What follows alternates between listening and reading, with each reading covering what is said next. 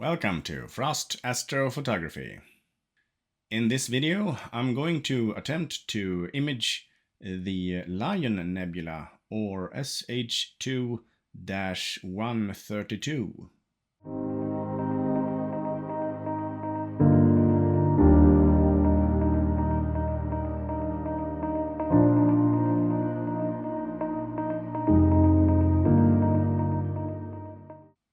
SH2-132, or the Lion Nebula, as it is also called, is located in the constellation of Cepheus, about 10,000 light-years away from Earth. It is mostly an emission nebula, and in this case, as I normally do, I'm going to image the nebula with my narrowband filters of H-alpha, oxygen-3 and sulfur-2. So the 23-24 season is really bad so far. I haven't been able to image half of what I did last season. I think I'm up to somewhat of 60 hours, and the season is soon over here at 63 degrees north. And last season I managed to gather 160 hours of data. That is 100 more hours than I've gathered so far. We are going to take a quick look in Stellarium here, and this is for the one of the acquisition dates that I used. You can see the Lion Nebula here. It is due north in the constellation of Cepheus, and it's circumpolar. It never moves below the horizon, which makes this a very nice object to image, because it will move to the right here. If I will speed this up, you will see how it moves on the night sky, and it will not disappear for the entire night for me. Anyway,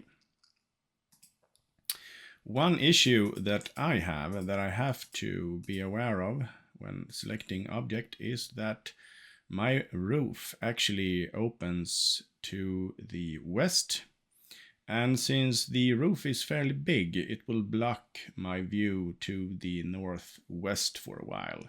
So I have to wait until this object comes all the way, I would say halfway between northwest and north, before I can image it.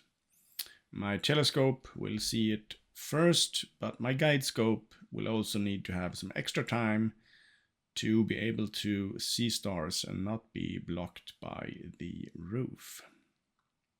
For the Lion Nebula, I managed to gather 16.3 hours of usable data, and that is 196 light frames of 5 minutes each. Let's move on to PixInsight to look at some processing steps of this nebula.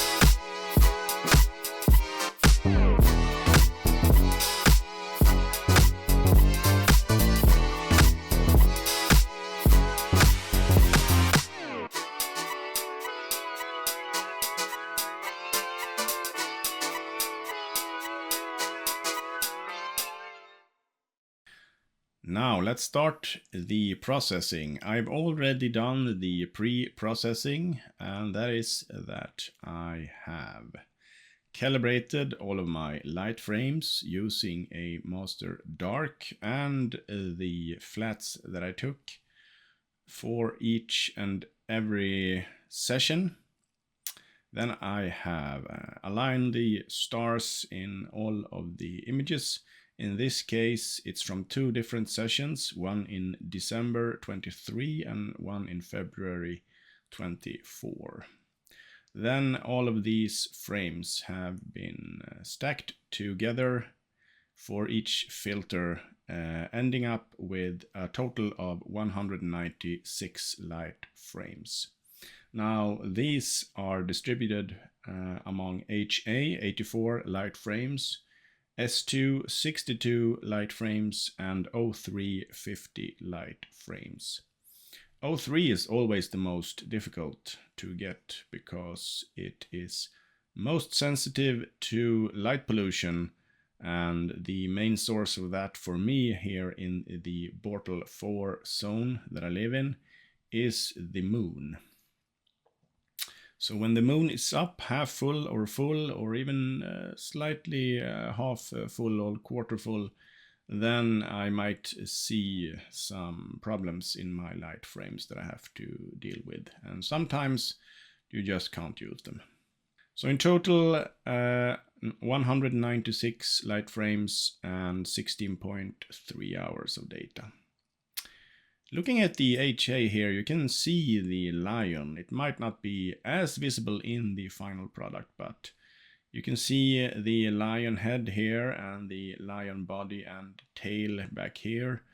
And yeah, with some bit of imagination, I would say. Have the O3 here. You can see that there are a lot of O3 in the image, as well as S2, not as much, but you can still see that you have a lot of S2 as well.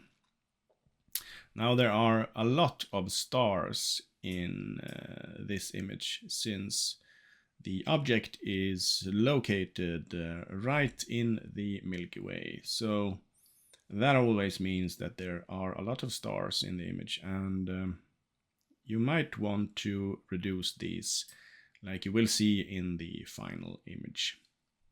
So this has been integrated and then drizzled 2x integrated. So I have a resolution of 8288 times 5644. But I will have to do some cropping here, since you have some stacking artifacts up here. You see this little black line here. As usual, I'm just going to show the HA frames for the first part of the processing here, since it is exactly the same for all of the frames, and it will just take a lot of time to show you. Starting off, the first step, I have cropped away these stacking artifacts that you can see here. And then I have run the dynamic background extraction here to get rid of some of the gradients, although I don't have any problems with gradients with my mono setup and the HA here, but it will normalize and extract the background just a little bit. I've done a linear fit. You don't see any difference here because the HA is the master in that process. So the other two, the S2 and the O3, are fitted linearly to the HA. Then I ran the blur exterminator, and you can see a very big difference here. On the right is before blur exterminator, and on the left is after blur exterminator. And you can see that the stars are significantly reduced, and the nebulosity has also been corrected, I would say, in a very good way. And as a final step in the linear phase, I ran noise exterminator, and ended up with this result here. So I'm going to close all but the first one, just to be able to compare the two images for you here. And you can see here the image on the right here is the original one, and the image on the left here is after all of the first processing steps in the linear phase. And yeah, I think it's a very good result here. There are very sharp stars, the nebulosity has been sharpened, and everything looks great for the next phase. The first step in my processing workflow for the non-linear phase is always to make the images starless. Remove the stars and then process the images without the stars. You can see here that the stacked HA is very nice in quality. It doesn't have that much background noise or light pollution, but if you look at S2 here, for example, you can see that there are some light pollution, and in the O3 as well, some light pollution around the nebulosity. So what you can do with that is that you can make a range mask. I'm going to open that for HA and O3 and show you how you can do that. And then you can adjust the background on your image in order to dial down the light pollution, so to speak. So I have a couple of range masks here, one for HA, one for O3, and I have the final results here that I'm going to show you. So if you want to reduce the background for the O3, for example, I open the range mask for O3 here. I will apply that to the image, and the red is the protected area here, so we need to invert this mask. Now you're protecting the nebulosity and some of the faint material that is not light pollution, hopefully, in the background. Then you can go to mask again and disable show mask. Then you can play with the curves transformation here if you want to. Using a preview, you can try to use the RGB and dial down the background a little bit here, as you can see when I'm using the slider. So be careful here, because if you do too much, you will actually remove some of the nebulosity on the outer edges of this nebulosity. So just find a middle ground. You can see that you have a lot of light pollution here. There are some stacking artifacts still here that I could have cropped away, but I didn't notice that until it was a bit late in my processing workflow. So I did this for the 3 frames and ended up with an O3 looking like this, with a lot less, but still I kept some of the nebulosity here, and I might have kept some of the light pollution, but that will be blended in the final image, I would say. The same for S2, and I didn't have to do much for the HA, but once again, please make sure that you actually keep the nebulosity or dust or other particles that is visible here in this frame. Don't remove this, because this will contribute to the final image in a good way. The next step is, of course, to join the 3 narrowband light frames together, making an SHO image and RGB color image. This is the final image. I can show you how to do that fairly quick here. I will open up the 3 images that we just made here. And then I will open Pixel Math.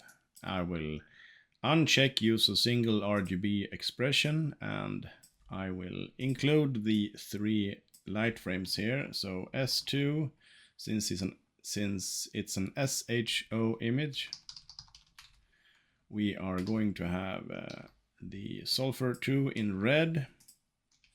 We're going to have the HA here in green, and we're going to have the O3 in blue, and then we are going to execute that.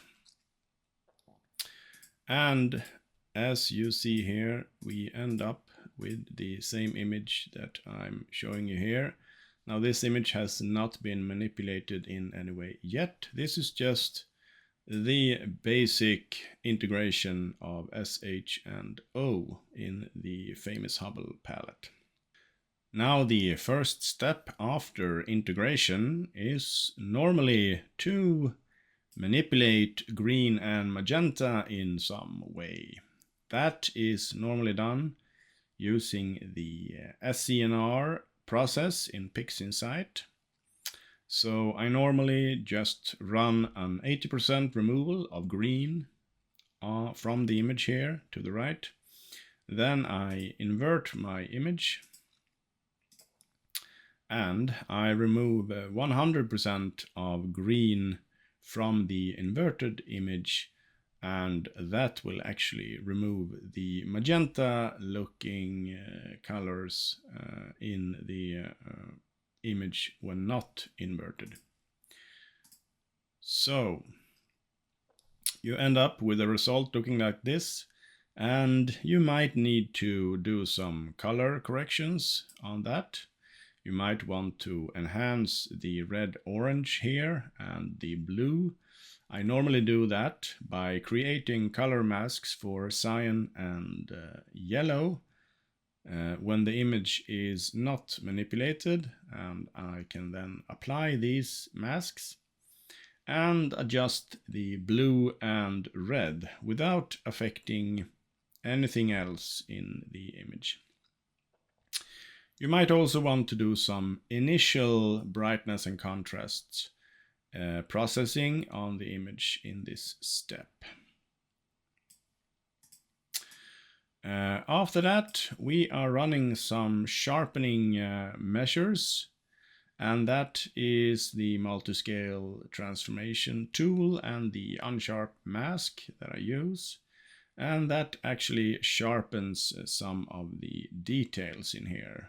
We can compare the two images here, and you can see that on the image to the right here, there's been no sharpening applied, and on the image to the left here, there's been some sharpening applied, even though it's fairly subtle, so it's a bit hard to make out, but it contributes to the final image. I usually run some noise reduction here using the TGV denoise. That might be more visible. We can zoom in on an area here. We should have a dark area just to show the noise a bit better, I would say. Well, the compression of YouTube here will actually not allow us to look at that very good, but there has been a lot of noise reduction in this image. I'm also a bit of a fan of the script dark structure enhancement. Sometimes I use it, sometimes I don't use it, but you can see I've run it here, and it will actually enhance the darker structures and leave everything else alone. So this little area here has been enhanced if you compare to without. And as a final step, I'm adjusting the colors one more time, and I like to use a little script here that comes with the toolbox that I have in my repository, and that is selective color correction. Now this script is very nice. You can select different masks here. For example, if I want to manipulate the blue only here, I can select a blue mask here. This also works in real time, which is good. So I can actually make changes here on the fly. For example, if I take the blue here and I want to increase the blue, it will automatically increase the blue here. This requires some processing power of your computer, of course, but it is very nice. So instead of using curves transformation, you can play around with the different masks here. You can adjust the individual colors. You can also, when having the mask applied, or by changing to, for example, a luminance mask here, you can play with the overall luminance or saturation of the image here. When I'm happy with my results here, I'm going to press apply. Please note that you need to do this for each step. So if you're currently adjusting blue, for example, you will have to make adjustments, apply that, then reset the tool, and continue on with the red mask or whatever new mask. Make those changes, apply that, reset the tool, and then make the other changes that you want to make for your image. And after you have applied the last to your image, it is just a matter of closing that to see what you end up with. And we can close all of the images apart from the first one here to compare. This is the original SHO, totally unmanipulated integration. And the image to the right here is with all of my nonlinear processing steps for this image. Now, we need some stars for this, of course, and I normally do SHO integration for stars. You can use some other means if you want to. You can use the HA stars, you can make 4X stars. Even better if you have the means and opportunity and the time, I would say go for RGB stars and then use those together with your narrowband images. But that, of course, is time consuming and requires a lot less light pollution sources like the moon. So the original integration here of SHO using the same method as before, PixInsight, will make a star image looking like this. Now, we don't want stars looking like this because they are completely magenta. So we are running SCNR like before, removing 80% of green from the normal image, then invert the image, and then remove 100% of green from the inverted image, and then we will get a result like this. We still have red, we still have blue stars here, and that is completely fine, but we don't have the magenta stars and the magenta color here all over the background. I also made some color adjustments on the stars just to enhance the red and blue just a little bit. Slight increase of red and blue, slight increase of the luminance and the contrast of those two colors in this image. You barely see it here, but you can see that the red is just a little bit redder than the one on the left there.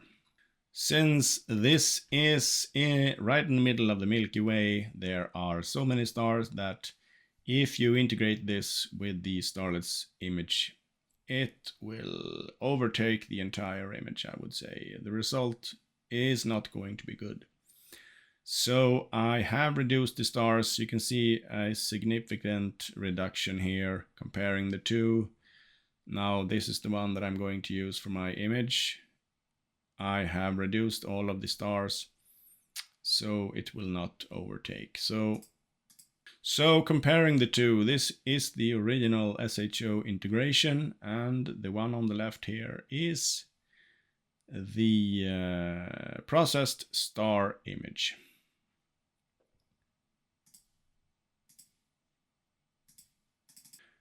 What do we get when we combine the two? Well, using pixel math, and this time we're using a single RGB expression. You integrate the stars with the starless frame using the unscreen stars method with this formula, and that will actually produce the SHO image integrated with SHO stars. Now I have also made just a little bit of brightness reduction and a little bit of contrast increase for the final image here, just because the on-screen stars joining method in pixel math actually introduces a little bit of increased brightness in the image. But looking at this now, you can see that there still are a lot of stars. Some people might even want to reduce the stars more. But I like to keep it as authentic as possible if we can talk about authenticity in the SHO images. But that is a completely different discussion for another time.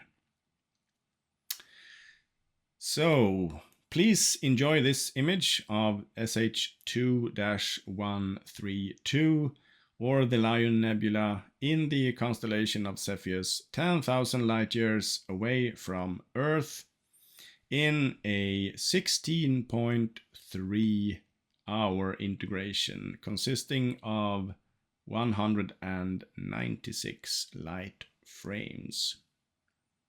And I will see you in the next video showing you a new and fascinating deep sky object.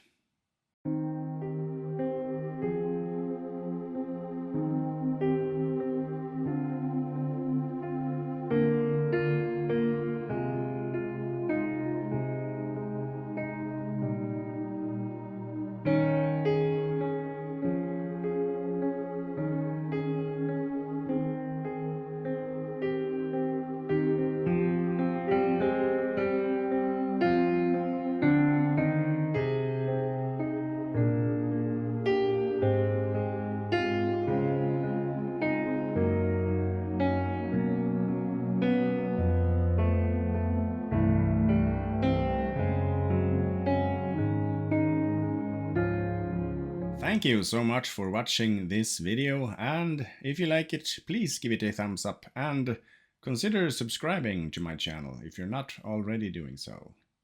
If you want to support the production of these videos, there is an option listed in the video description that you can use. Until the next video, I wish you have clear skies.